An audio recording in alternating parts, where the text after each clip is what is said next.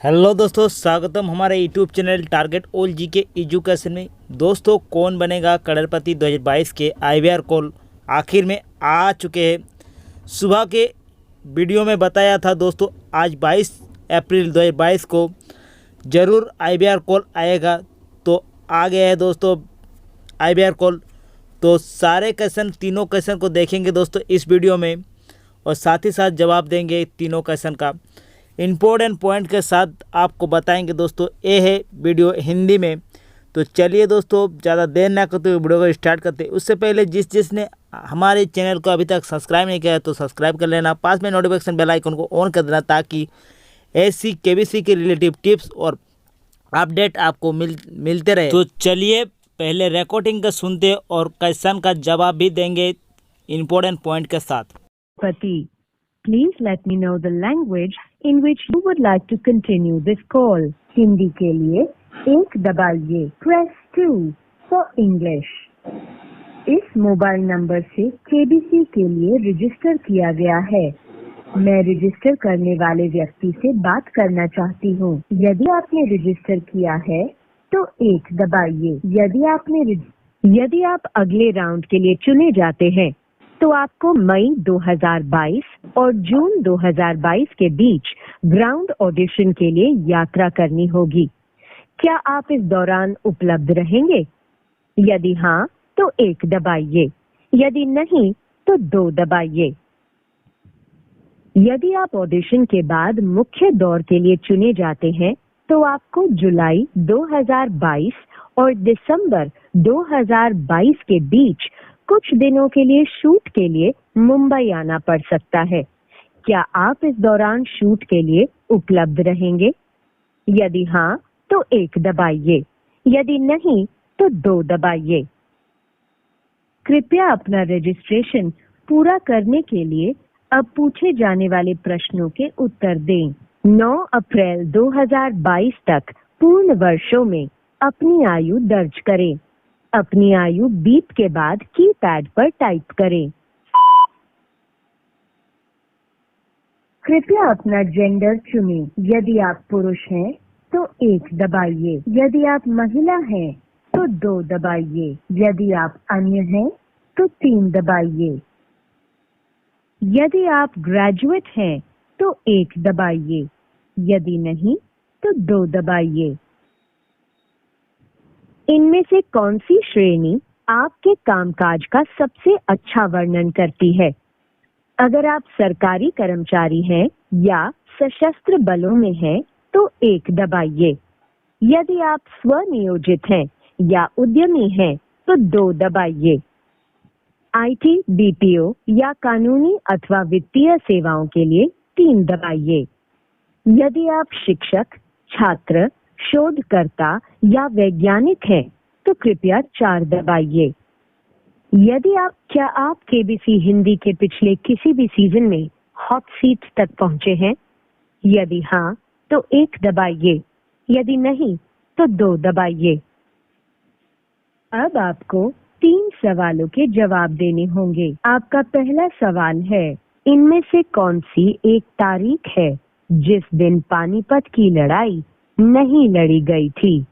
1 दबाइए यदि आपका उत्तर है 21 अप्रैल 1526। 2 दबाइए यदि आपका उत्तर है 5 नवंबर 1556। 3 दबाइए यदि आपका उत्तर है 14 जनवरी 1761। 4 दबाइए यदि आपका उत्तर है 23 जून 1757। तो आप लोग रिकॉर्डिंग को सुन चुके हैं। अब क्वेश्चन को देखते हैं दोस्तों। तो देखिए, क्वेश्चन पूछा गया है, इनमें से कौन सी एक तारीख है जिसमें पानीपत की लड़ाई नहीं लड़ी गई थी? तो इनका सही जवाब हो जाएगा ऑप्शन 4, 23 जून 1757 को।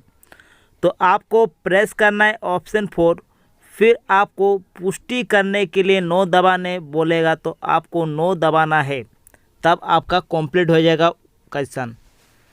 तो देखिए, एक्स्ट्रा फैक्ट को देखते हैं, इम्पोर्टेंट पॉइंट को। पानीपत का पहला युद्ध 21 अप्रैल 1526 को लड़ा गया था। जिसमें जहीर उद्दीन बाबर और दिल्ली के लोदी वंश के सुल्तान इब्राहिम लोदी के बीच लड़ा गया था। इस युद्ध में जहीर उद्दीन बाबर ने लोदी को परास्त किया था। फिर देखिए पानीपत का दूसरा युद्ध 5 नवंबर 1556 को उत्तर भारत के हिंदू शासक सम्राट हेमचंद्र विक्रमादित्य लखपतियों नाम हेमू है और अकबर की सेना के बीच लड़ा गया था। अकबर के सेनापति बैरम खान के लिए ये एक निर्णायक जीत थी। तीसरा लड़ाई पानीपत की 1761 में अफगान और अफगानिकार अहमद शाह अब्दाली और पुणे के सदाशिवराव भाऊ पेशवा के तहत मराठा के बीच लड़ा गया था।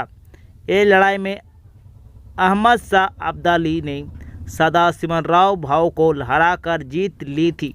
ये हार इतिहास में मराठों के सबसे बुरी हार थी। तो ये इम्पोर्टेंट पॉइंट था दोस्तों इस क्वेश्चन। चलिए नेक्स्ट क्वेश्चन को सुनते हैं और बता देते हैं क्वेश्चन का डिटेल्स। का दूसरा सवाल है, इसरो का मुख्यालय किस शहर में स्थित है? 1 दबाइए यदि आपका उत्तर है चेन्नई। 2 दबाइए यदि आपका उत्तर है दिल्ली। 3 दबाइए यदि आपका उत्तर है बेंगलुरु। 4 दबाइए यदि आपका उत्तर है हैदराबाद। देखिए दूसरा क्वेश्चन पूछा गया है, इसरो का मुख्यालय किस शहर में स्थित है?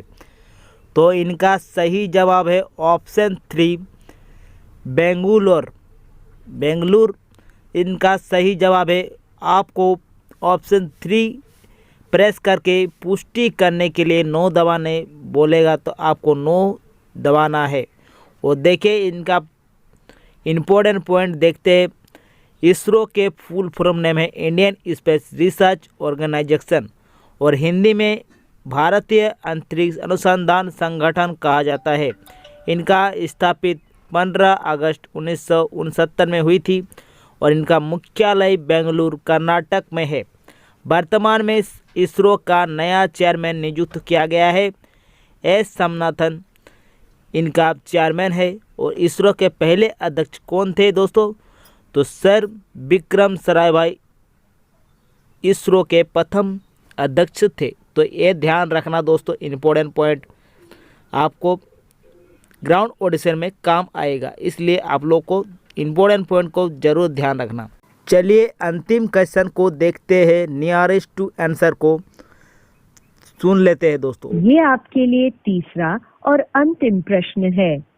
इस प्रश्न का उत्तर एक संख्या है जिसे आपको अपने मोबाइल फोन के कीपैड पर टाइप करना है और उसके बाद स्टार या हैश दबाकर अपने जवाब की पुष्टि करनी है। पंजाब विधानसभा में कुल कितनी सीटें हैं? तो देखिए अंतिम क्वेश्चन आज के एनटीसी सवाल पूछे गए हैं। पंजाब विधानसभा में कुल कितने सीटें हैं? तो इनका सही जवाब है 117। आपको 117 प्रेस करके पुष्टि करने के लिए स्टार या हैश आपको दबाना है। तो 117 दबाइए और फिर हैश या स्टार दबाइए। आपका तीनों सवाल का जवाब मिल गया होगा दोस्तों। तो चलिए मिलते हैं नेक्स्ट वीडियो में, तब तक के लिए टाटा बाय बाय, जय हिंद जय भारत।